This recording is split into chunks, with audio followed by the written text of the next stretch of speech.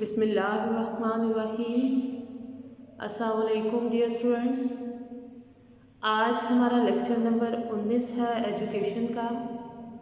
سبق نمبر ہم 2 پڑھ رہے ہیں جس کا عنوان ہے جنوبی ایشیا میں برطانوی نظام تعلیم۔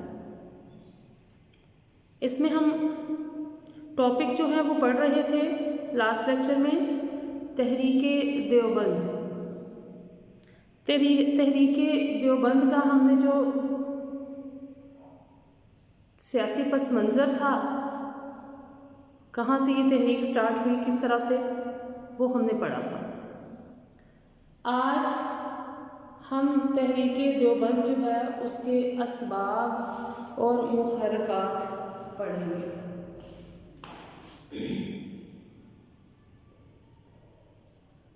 تحریک دیوبند کے اسباب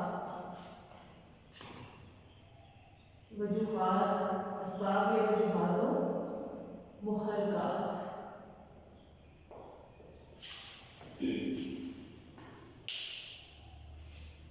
تو تحریک دیوبند شروع کرنے کے جو ہے وہ مندرجہ ذیل چند اسباب کا ہم یہاں ذکر کرتے ہیں۔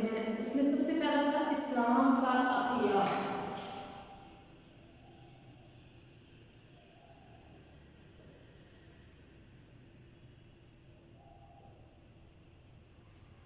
نمبر 2 ہے تبلیغ اسلام۔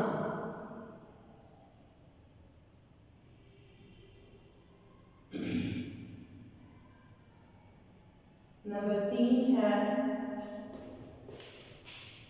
نصاب تعلیم کی اصلاح۔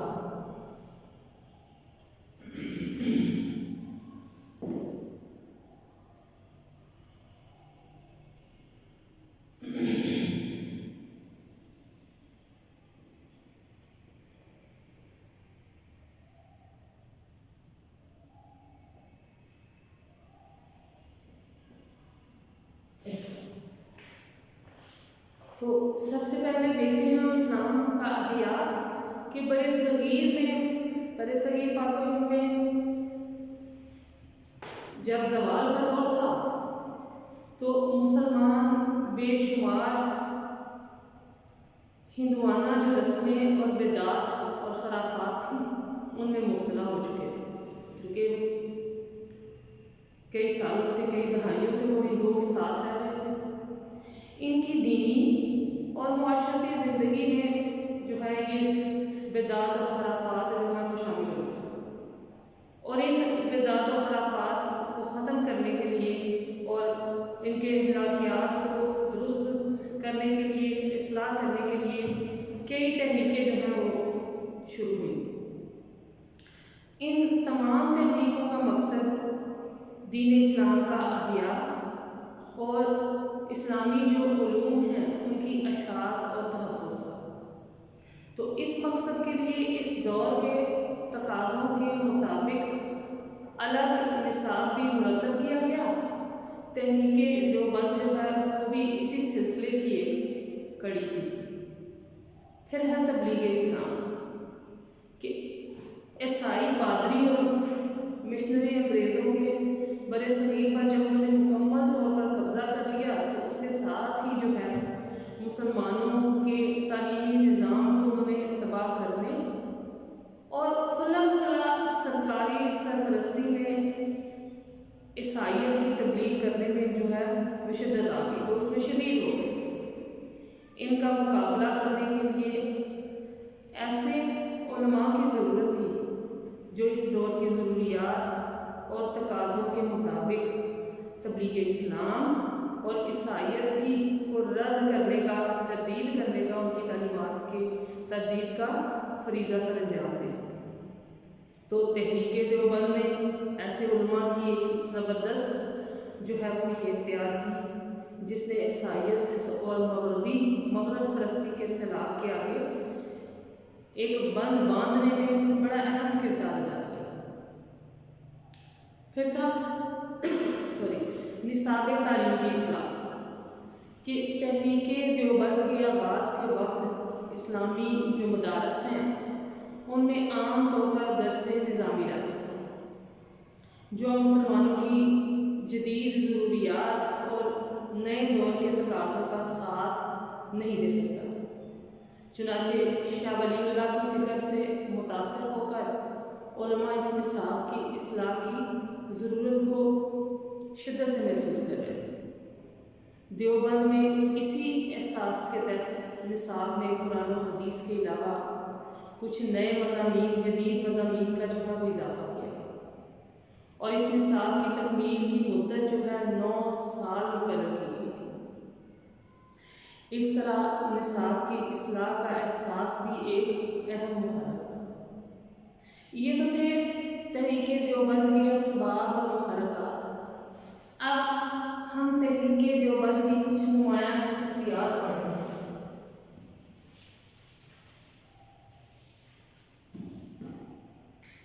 تحریک دیوبند کی نمایاں خصوصیات۔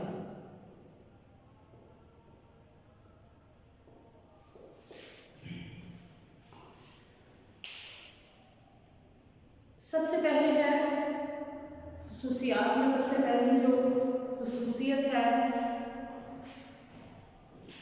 وہ ہے برصغیر کی مختلف تعلیمی روایات میں توازن۔ تو اس وقت برصغیر میں اسلامی مدارس اور دارالعلوم جو ہیں معقولات اور منقولات اور علم الکلام کے حوالے سے الگ الگ رجحانات رکھتے تھے۔ دارالعلوم دیوبند میں علم کے ان تینوں پہلوؤں میں توازن قائم کرنے کی کوشش کی گئی، جس سے دیوبند جو ہے برصغیر کے مسلمانوں کی مجموعی سوچ اور اسلامی تعلیمی روایت کا جو ہے نمائندہ ادارہ بن گیا۔ نمبر دو پر ہے دینی تعلیم کا تحفظ۔ تو تحریک دیوبند کا بنیادی مقصد جو تھا وہ دینی علوم اور اسلامی تعلیمات کی حفاظت اور تحفظ تھا۔ دیوبند نے یہ خدمت بہت اچھی اور بڑے احسن انداز میں انجام دی اور بہت جلد یہ ادارہ جو ہے اسلامی دنیا میں دینی علوم کی اشاعت و ترویج کا جو ہے وہ ایک سینٹر، ایک مرکز بن گیا۔ یہاں سے ہزاروں کی تعداد میں علماء اور طلباء جو ہے وہ علم حاصل انہوں نے کیا اور اپنی اپنی بساط کے مطابق انہوں نے نہ صرف علوم کے تحفظ کا فرض ادا کیا بلکہ بدعات اور خرافات اور لادینیت کے سیلاب کے آگے بھی انہوں نے بند باندھ دیا، اسے اسٹاپ کیا۔ پھر ہے علم فنون کی تعلیم کہ چونکہ دارالعلوم دیوبند حکومت سے مکمل طور پر لا تعلقی کے اصول پر قائم کیا گیا تھا، اس لیے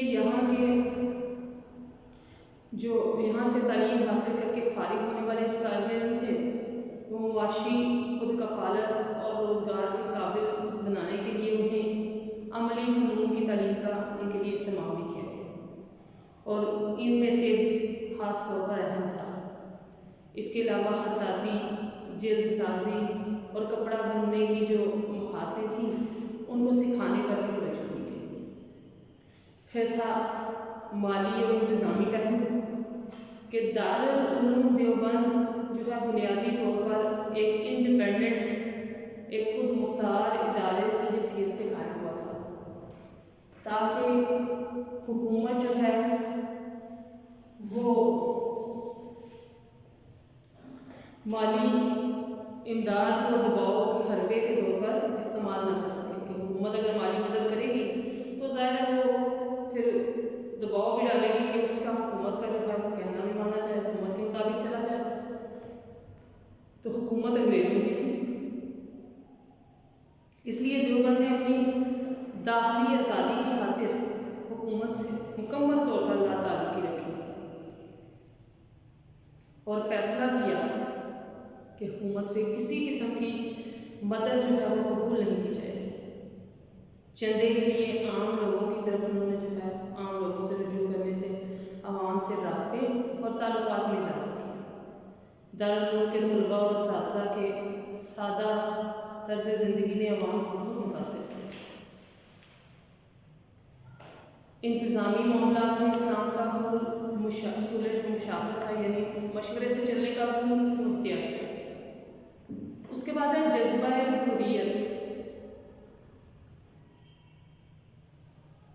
جو بڑے بزرگ دیوبند کے تھے، ان کے بے لوث جذبے کی وجہ سے آزادی اور حریت کا جو رجحان ہے وہ تحریک دیوبند کے مزاج کا جو ہے وہ مستقل حصہ بن گیا۔ ہندوستان کی آزادی کی تحریک میں علماء دیوبند کا کردار بڑا روشن اور تابناک ایک باب ہے۔ مولانا شبیر احمد عثمانی، مولانا اشرف علی تھانوی، مولانا محمود الحسن اور مولانا عطاء اللہ شاہ بخاری نے اس سلسلے میں بہت زیادہ خدمات انجام دی، شاندار خدمات انجام دی۔ پھر ہے تعمیر کردار۔ علماء دیوبند نے اس اخلاق کی اصلاح اور کردار کی تعمیر کو ہمیشہ اہم جانا، انہوں نے اہمیت دی۔ چنانچہ علم و فضل اور درس و تدریس کے ساتھ ساتھ دیوبند میں تقویٰ کی ایک فضا ہمیشہ قائم رہی، جس سے مثالی کردار کے لوگ جو ہیں وہ سامنے آئے۔ پھر ہے دیگر تعلیمی ادارے۔ تو تحریک دیوبند کے زیر اثر اسلامی تعلیمات کے تحفظ اور فروغ کے لیے بے شمار ادارے وجود میں آئے، جن میں مدرسہ مظاہر العلوم سہارنپور، مدرسہ فیض عام کانپور اور مدرسہ شرفیہ مراد آباد جیسے مدارس شامل ہیں۔ آج بھی دینی تعلیم کے اکثر مدارس ڈائریکٹ یا انڈائریکٹ تحریک دیوبند کے متاثرین ہی کے قائم کرتے ہیں۔ اس طرح دینی علوم کے تحفظ کا ایک باقاعدہ نظام تشکیل پذیر ہوا، جو آگے چل کر اسلامی تعلیمی نظام کی نشاط ثانیہ کی نوید اور مشوری بن سکتا ہے۔ تصنیفی خدمات۔ درس و تدریس اور تبلیغ و تعلیم کے ساتھ ساتھ علماء دیوبند نے اسلامی تعلیمات کے بارے میں تحقیقی اور تصنیفی خدمات بھی سمجھا۔ تفسیر و حدیث، فقہ، تصوف، عربی زبان و ادب اور تاریخ و سیرت کے بارے میں ان علماء نے لازوال کام کیا۔ اس سلسلے میں اکابرین دیوبند بلا شبہ تعریف و تحسین کے لائق ہیں۔